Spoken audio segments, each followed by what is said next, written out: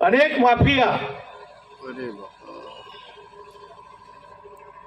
या भागामध्ये निर्माण झालेत. जनतेला खूप त्रास होत आहे.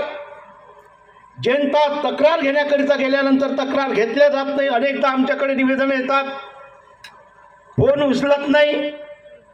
आता हे जुन्या इमारतीचं झालं.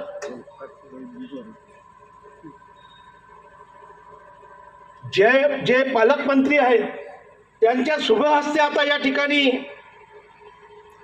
भूमिपूजन सोहळा पार पडलेला आहे. याच्या अगोदर कोण केलं, काय केलं आम्हाला माहित नाही.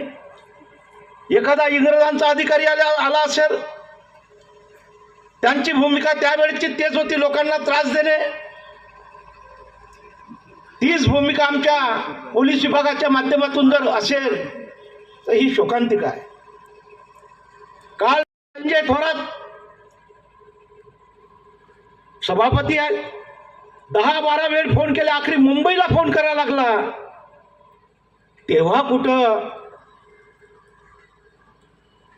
सौरभजी थोडं लक्ष द्या.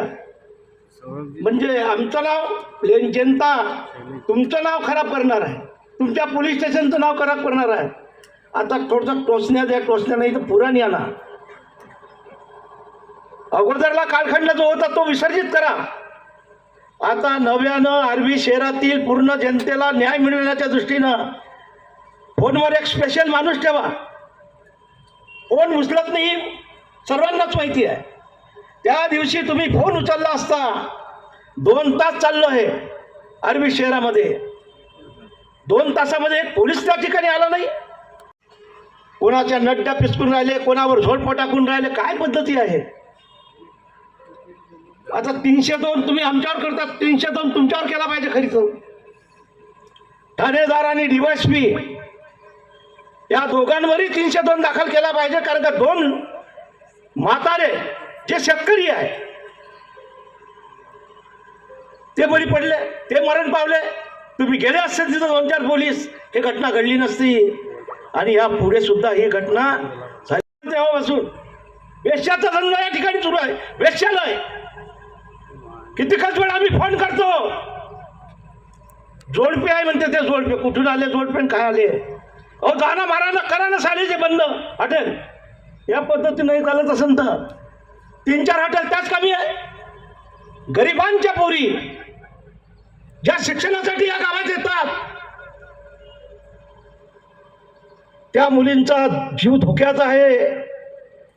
अनेक प्रसंग झाले आहे, आम्ही फोन करतो आहे, कोणीही तिथं जात नाही. काय मलिदा घेतं काय, काय आहे काय. मग आहे पैसे घेऊन बेबीत तुम्ही धंदे चालू केलेत.